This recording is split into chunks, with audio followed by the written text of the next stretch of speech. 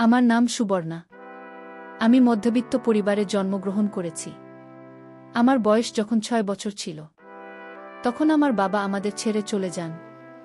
আর গত ২ বছর আগে আমার মা ও মারা গেছে। আমার বয়স ১৬ বছর। আমরা ২ বোন। আমার বড় দিদির নাম ঝর্ণা। ঝর্ণার বয়স ২৫ বছর। এখন বাবা মা ছাড়া ঝর্ণা দিদি আমার সব কিছু। এখন আমার বাবা মা দুটোই ঝর্ণা দি। ঝর্ণা দিদি একটা ছোট কোম্পানিতে যোগ করে আমাদের সংসার চালায়। ঝর্ণা দিদির থেকে আমি একটু হেলদি ছিলাম, তাই আমাকে দেখে বড় মনে হতো, আর দিদিকে দেখে আমার থেকে ছোট মনে হতো। দিদি কোম্পানিতে চাকরি করতে করতে একটা ছেলেকে পছন্দ করে। ছেলেটি তাদের অফিসে জব করত। আমি মাধ্যমিক পাশ করার পরে আর পড়াশোনা করিনি। দিদি বাইরে চলে যেত, আমি বাড়িতে থাকতাম। বাড়িতে থেকে আমি বাচ্চাদের টিউশন পড়াতাম। আমাদের বাড়িটা অনেক বড় ছিল, উচ্চখানা রুম ছিল। বাবা খুব শখ করে বাড়িটা বানিয়েছিলেন, আর বলেছিলেন আমাদের ২ বোনের বিয়ের পরেও এই বাড়িটা আমাদের ২ বোনেরই থাকবে। এখন তো আমাদের বাবা মা কেউ নেই, তার বাড়িটা না চাইলেও আমাদের ২ বোনের থাকবে। বাবা মা ছাড়া বাড়ির আর কোনো মূল্য নেই। বাবা মা না থাকার যে কি কষ্ট সেটা আমাদের ছাড়া ভালো কেউ বুঝবে না। দিদির সকাল বেলা অফিসে চলে যেত, আমি সারা দিন বাড়িতে থাকতাম।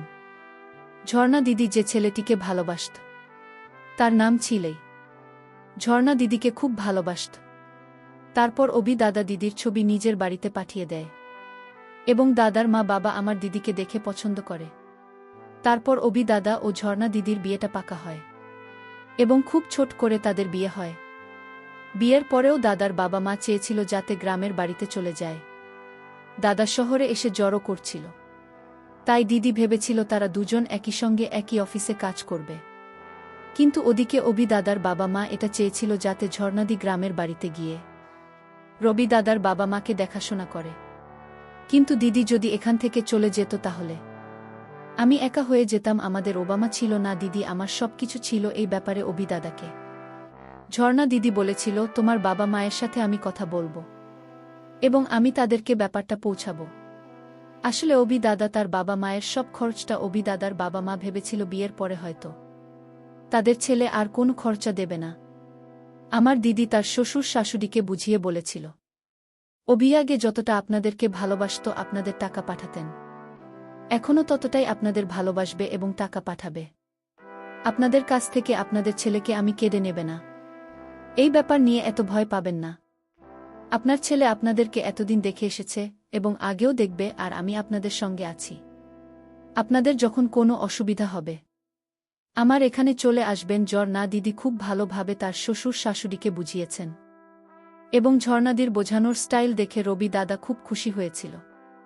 ওই দাদা আমাকে ছোট বোনের মতো ভালোবাসতেন। বিয়ের পরে ১ সপ্তাহ দিদি ও দাদা গ্রামের বাড়িতে ছিল, তারপরে চলে আসে শহরে। ওই দাদা একটা ভাড়ার ফ্ল্যাটে থাকা। দিদি যখন ১ সপ্তাহ বাড়িতে ছিল না, তখন আমি খুব কষ্ট করেই বাড়িতে একা ছিলাম। বাবা মা ছাড়া একা থাকা যে কি কষ্ট সেটা আমাদের থেকে ভালো আর কেউ বুঝবে না। ঝর্ণা দিদি অভি দাদা ভাড়ার ফ্ল্যাটে ছিল। সেদিন যখন দিদি বাড়িতে আসে এবং বলে গত ২০ দিন থেকে আমি তোকে ছাড়া আছি, আমি জানি তোর একা খুব কষ্ট হচ্ছে, তাই তোর কাছে চলে এসেছে। ঝর্ণা দিদিকে দেখে আমি খুব খুশি হয়েছিলাম।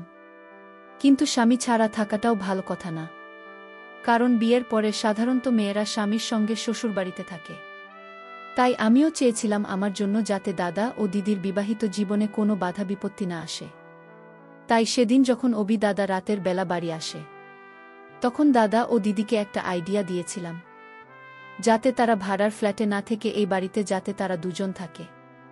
এই বাড়িটা তো আমার দিদি ছিল, তাই আমি ভেবেছিলাম দাদা ও দিদি এ বাড়িতে থাকলে আমারও সাহস হবে, এবং দাদা ও ঝর্ণা দিদিকে ভাড়ার ফ্ল্যাটে থাকতে হবে না। ভাড়ার ফ্ল্যাটটা খুব ছোট ছিল, তাই ওই দাদা আমাকে একটা কথা বলেছিল যে ফ্ল্যাটটা ভীষণ ছোট, নইলে তোমাকে আমাদের সঙ্গে নিয়ে যেতাম। আমার এই আইডিয়াটা দাদা ও দিদির পছন্দ হয়, এবং তারা তাদের সমস্ত জিনিসপত্র নিয়ে ভাড়ার ফ্ল্যাট ছেড়ে এই বাড়িতে চলে আসে। তারপর থেকে তারা এই বাড়িতে থাকত এবং এখান থেকেই তারা চাকরি করত। এভাবে আমাদের খুব ভালোই কাটছিল। দাদা ও দিদির বিয়ে হতে ১ বছর হয়ে গেছে, কিন্তু এখনও তাদের নিজের কোনো সন্তান হয়নি। এদিকে আমি বাড়িতে সারাদিন কাজকর্ম করতাম ও বাচ্চাদের টিউশন পড়াতাম। যেহেতু দাদা ও দিদি অফিসে চলে যেত এবং বাড়িতে আমি একাই থাকতাম, তাই ভেবেছিলাম টিউশন পড়াতে আমার পড়াশোনার খরচ হবে এবং এতে আমার একাকিত্ব বোধটা দূর হবে। আর এমনিতেও বাচ্চাদের টিউশন পড়াতে আমার খুব ভালো লাগত। আমি ছোট বাচ্চাদের খুব ভালোবাসতাম। দিদির বিয়ে হতে 2 বছর হয়েছিল। এখনও আমাদের বাড়িতে কোনো বাচ্চা আসেনি। এবারও আমাদের নিজেদের খুব ইচ্ছে হয়েছিল এই বাড়িতে একটা ছোট বাচ্চা আসবে যে কিনা আমাকে মাসি বলে ডাকবে এবং আমি তাকে অনেক ভালোবাসা দেব। কিন্তু এভাবে 23 বছর কেটে যায়, কিন্তু দিদিমা হয়নি। বিয়ের 3-4 বছর পরেও যখন দিদিমা হয়নি, তখন দাদা খুব চিন্তায় পড়ে যায়। তারপর তারা বিভিন্ন জায়গায় ডাক্তার দেখাতে শুরু করে, তাতেও কোনো কাজ হয়নি। তারপর পাড়া প্রতিবেশীর লোক যা বলতো আমার দিদি তাই করত। কেউ বলতো তান্ত্রিকদের কাছে গেলে হবে, কেউ বলতো জ্যোতিষী দেখায়। যে যা বলতো আমার দিদি তাই করত, কিন্তু কোনো কিছুতেই কোনো কাজ হয়নি। এদিকে দাদা ও দিদি আমার বিয়ের জন্য চাপ দিত। ও বলতো কতদিন আমি এইভাবে তাদের সেবা করব। আমার তো একটা জীবন সাথীর প্রয়োজন। আমি পরিষ্কারভাবে দাদা ও দিদিকে বলেছিলাম ততদিন বিয়ে করব না, যতদিন না দাদা ও দিদির বাচ্চাকে আমি নিজের কোলে পিঠে মানুষ করেছি। বিয়ের 3 বছর পরেও যখন দিদিমা হয়নি, তখন প্রত্যেক দিনই এখানে সেখানে ডাক্তারের কাছে যাওয়া হতো। দিদির সঙ্গে প্রত্যেকটা জায়গায় আমি যেতাম, কারণ দাদা সবসময় যেতে পারত না, অফিসের ব্যস্ত থাকত। তাই প্রত্যেকটা জায়গা দিদির সঙ্গে আমি যেতাম এবং দিদির প্রায় দিনই শরীর খারাপ থাকে। তাই দাদা দিদিকে বিয়ের 2 বছর পর থেকে আর চাকরি করতে দেননি। এদিকে আমাদের বাড়িতে অভি দাদার একজন আপনিও থাকতে আসে। দাদা ও দিদির বিয়ে যেহেতু খুব সাধারণভাবে হয়েছিল, তাই দাদার বিয়েতে সব আত্মীয়দের ইনভাইট করেনি। আসলে দাদা ও দিদি বলছিল বিয়েতে ফালতু খরচ না করাই ঠিক, তাই তারা খুব সিম্পলভাবে বিয়েটা করে। তাই প্রায় আমাদের বাড়িতে আত্মীয়রা আসত। যেহেতু দিদির শ্বশুরবাড়ির লোকেরা সবাই দিদিকে দেখে নিন, মাঝে মধ্যে দিদির শ্বশুরবাড়ির লোকেরা এই বাড়িতে আসত দিদিকে দেখার জন্য। সেদিন অবি দাদার মামা ও মামি আমাদের বাড়িতে আসে দিদিকে দেখার জন্য। বিয়ের 4 বছর পরেও যখন দিদিমা হয়নি, তখনও বিদার মামা ও মামি বলেছিল তাদের গ্রামে একটা অনেক বড় তান্ত্রিক আছে, যে কিনা সব সমস্যার সমাধান বের করে দেয়। এবং তারা বলেছিল ওই তান্ত্রিকের কাছে গেলে দিদির অবশ্যই বাচ্চা হবে। তারপর একদিন আমিও ঝর্ণা দিদি ওই তান্ত্রিকের কাছে যাই। ওই তান্ত্রিক যা জড়িবুটি খেতে দিয়েছিল এবং এমনভাবে খেতে বলেছিল, দিদি ঠিক সেভাবেই সেবন করেছিল, কিন্তু তাতেও কোনো ফলাফল হয়নি। এভাবে অবি দাদা তো প্রায় হাল ছেড়ে দিয়েছি, কিন্তু ঝর্ণাদি তখনও আশা ছাড়েননি। তার মনে বিশ্বাস ছিল যে সে একদিন মা হতে পারবেন। তার কষ্ট দেখে আমার খুব কষ্ট হতো। আমি যে ছাত্রদের পড়াতাম তাদের মায়েরা মাঝে মধ্যে আমার সঙ্গে দেখা করতে আসত। আসাদ বলেন, একটা বাচ্চা আমার কাছে পড়ত, তাকে আমি খুব ভালোবাসতাম।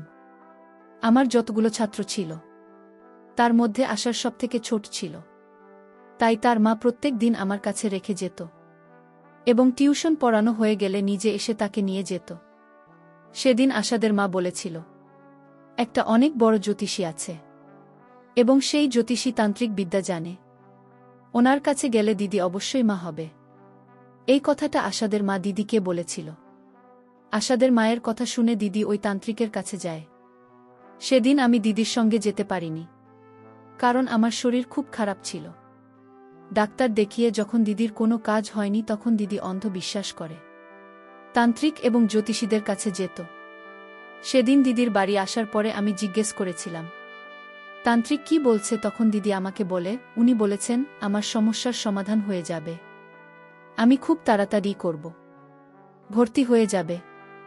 দিদি যখন জিজ্ঞেস করেছিলাম তান্ত্রিক বাবা কিছু খেতে দিয়েছে, তারপর দিদি যা বলেছিল আমি তো শুনে অনেক বেশি আশ্চর্য হয়েছিলাম। দিদি বলেছিল তান্ত্রিক বাবা লবঙ্গ দিয়েছে, যে লবঙ্গ আমরা মশলা হিসেবে ব্যবহার করি, এবং কিছু গুঁড়ো পাউডার ওষুধ জলে গুলে খেতে দিয়েছে। এই উদ্ভট কথা শুনে আমি তো অনেক বেশি আশ্চর্য হয়েছিলাম, কারণ এত বড় বড় ডাক্তার দেখানোর পরেও যে সমাধানটা ডাক্তারেরা করতে পারেনি, সেটা একটা লবঙ্গ দিয়ে কি করে সম্ভব ছিল। ওই মুহূর্তে দিদিকে কিছু বললে সে আমাকে খারাপ ভেবে বসত। তাই আমি শুনিনি দিকে কোনো কষ্ট না দিয়ে তার কথা মেনে নিই। আমি জানতাম দিদিমা হওয়ার জন্য এত বেশি চিন্তিত ছিল যে তাকে ওই মুহূর্তে যা বলেছে সেসব কিছু চোখ বন্ধ করে মেনে নিয়েছে। ও বিশ্বাস করেছে তারপর সেই তান্ত্রিকের কথামতো দিদি প্রত্যেকদিন ঘুমানোর আগে লবঙ্গ খায় এবং আবার শাড়ির আঁচলে বেঁধে রেখে দিত। তারপর সেই সাদা রঙের পাউডার জলে গুলে খেয়ে শুয়ে পড়ত। ওই তান্ত্রিক বাবার ওষুধ খাওয়া ঠিক 7 দিন পরে দেখি আমার ঝর্ণা দিদির মা হবার লক্ষণ ফুটে উঠেছে। কিন্তু এটা কি করে সম্ভব হতে পারে 7 দিনের মধ্যে দিদির শুধুমাত্র একটা লবঙ্গ গুঁড়ো পাউডার ওষুধ খেয়ে যে উপকারটা পেয়েছে এত বড় বড় ডাক্তারেরা করতে পারেনি?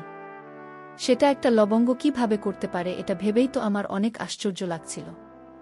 দিদি তো অনেক বেশি খুশি ছিল এবং জামাইবাবু অনেক খুশি ছিল। দিদির তো খুশি ঠিকানা ছিল না। কিন্তু আমাকে এসব কিছুই ঠিকঠাক ছিল না। কিছু একটা গণ্ডগোল ছিল। আমি না পেরে দিদির সঙ্গে এই ব্যাপারে কথা বলছিলাম, কিন্তু দিদি আমার কোনো কথাতে গুরুত্ব দেয়নি। দিদি তখন মা হওয়ার খুশিতে অন্ধ হয়েছিল, কিন্তু দিদিকে আমার সন্দেহ হয়েছিল। এদিকে ওই দাদা জামাইবাবু দিদির মা হওয়ার খুশিতে পুরো পাতে মিষ্টি দিয়েছিল সবাই। বাড়িতে এসে দিদিকে আশীর্বাদ করে যেত। দিদির খুশিতে আমিও খুশি ছিলাম, কিন্তু আমার মনের সন্দেহ দূর হয়নি। একদিন যখন দিদি বাথরুমে যাওয়ার আগে শাড়িটাকে বাইরে খুলে বাথরুমে গিয়েছিল, তখন আমি সুযোগ বুঝে তান্ত্রিক বাবার দেওয়া লবঙ্গগুলো শাড়ির আঁচল থেকে বের করে রান্নাঘর থেকে অন্য লবঙ্গ শাড়ির আঁচলে বেঁধে রেখে দিই। আর ওদিকে দিদি সাদা রঙের যেগুলো ওষুধটা ছিল সেই ওষুধটাকে চেঞ্জ করে ওই কৌটোর মধ্যে খাবার সোডা ভরে রেখে দিই। তান্ত্রিকের দেওয়া ওষুধগুলো দিয়ে ঘর থেকে বের করে আমি নিজের ঘরে নিয়ে চলে আসি এবং পরীক্ষা করার জন্য তান্ত্রিক বাবা দিদিকে যেমনভাবে ওষুধ খেতে বলেছিল ঠিক সেরকমভাবেই আমি ওষুধগুলো খেতে শুরু করি। আমি দিদিকে অনেক বেশি ভালোবাসতাম, তাই আমি দেখতে চাইছিলাম এই তান্ত্রিক বাবার ওষুধ খেয়ে আমার কিছু হয় কিনা। কারণ দিদির কিছু হয়ে গেলে আমার পৃথিবীতে আর কেউ নেই, সম্পূর্ণভাবে একা হয়ে যাব। তাই দিদির আমি সব সময় ভাল চাইতাম। এই কথাটা কেউ জানত না যে আমি দিদির ওষুধ পাল্টে দিয়েছি এবং এখন আমি নিজেই এই ওষুধগুলি সেবন করছি। আমি ওই গুঁড়ো ওষুধ পরপর 7 দিন খেয়েছিলাম। 7 দিন খাওয়ার পরে একদিন সকালবেলা ঘুম থেকে উঠে দেখি আমি মা হতে চলেছি। কিন্তু এটা কি করে সম্ভব? দিদির ক্ষেত্রে না হয় মানা যায়, কারণ দিদি বিবাহিত মহিলা, কিন্তু আমি তো একজন কুমারী মেয়ে ছিলাম। তাহলে আমি কি করে হয়েছিলাম? কারণ আমি কোনোদিনও কারো সঙ্গে কিছু করিনি। তাহলে আমি কিভাবে মা হতে চলেছিলেন? সেদিন তো আমি অনেক বেশি ভয় পেয়েছিলাম। ভয় আমি সেদিন রুম থেকে বের হইনি, সারাদিন নিজের ঘরেই ছিলাম। দিদি আমাকে যখন ডাকতে এসেছিল আমি ভয়ে ও লজ্জায় দরজা খোলেনি। এভাবে বেশ কিছুদিন আমি বাহানা করে কাটিয়ে দিই, কিন্তু দিদি ও জামাইবাবুর সামনে ভয়ে যেতে পারিনি। এইভাবে 3-4 দিন কেটে গিয়েছিল। কিন্তু আর কতদিন আমি তাদের থেকে লুকিয়ে রাখতাম? তারা তো একদিন জানতে পারত যে আমিও মা হতে চলেছি। কিছুদিন হয়ে যাওয়ার পরে আমি যখন নিজের রুম থেকে বের হইনি, তখন দিদি নিজেই আমার ঘরে জোর জবরদস্তি ঢুকেছিল। আমাদের প্রত্যেকটা রুমে একটা বাথরুম ছিল, তাই বাড়ির বাইরে না বেরোলেও হতো। তারপর দিদি ঘরে ঢুকতেই আমাকে দেখে বুঝতে পারে আমি মা হতে চলেছি। তখন দিদি আমাকে সঙ্গে সঙ্গে এক চড় মেরেছিল এবং বলেছিল, তুই যে এটা কি করেছিস, আমাকে একবার বলতে পারতে, আমি তোর বিয়ে ছেলেটার সঙ্গে দিতাম। এটা কি ঠিক করেছিস? এবার সমাজের লোকেরা আমাদের কত খারাপ চোখে দেখবে। কার সাথে তুই সম্পর্ক করেছিস? দিদির কথাগুলো শুনে আমি অনেক কষ্ট পেয়েছিলাম। তারপর সব সত্যি কথা বলে দিয়েছিলাম, কিন্তু দিদি আমার কথা বিশ্বাস করেনি। সে বলেছিল এটা কি করে সম্ভব হতে পারে। তারপর দিদির হাত ধরে তাকে অনেক রিকোয়েস্ট করেছিলাম যাতে আমার কথা একবার বিশ্বাস করে, এবং তাকে এটাও বলেছিলাম আমার ছাত্ররা পড়তে আসে বলে দেবে শরীর খারাপ আছে, কারণ এই অবস্থায় আমি কাউকে মুখ দেখাতে পারতাম না, কেউ আমার কথায় বিশ্বাস করত না। ওদিকে জামাইবাবু বাড়িতে আসলে দিদিকে জিজ্ঞেস করত সুবর্ণা অনেক দিন থেকে আমার সঙ্গে কথাবার্তা বলেননি, সে নিজের রুম থেকে বের হচ্ছে না কেন, তা কি শরীর খারাপ আছে? বন্ধুরা, আজকের গল্পটি শেষ করতে পারিনি। গল্পের বাকি অংশ আগামীকাল আপলোড দেওয়া হবে। সেই পর্যন্ত সবাই ভালো থাকবেন। সুস্থ থাকবেন। ধন্যবাদ।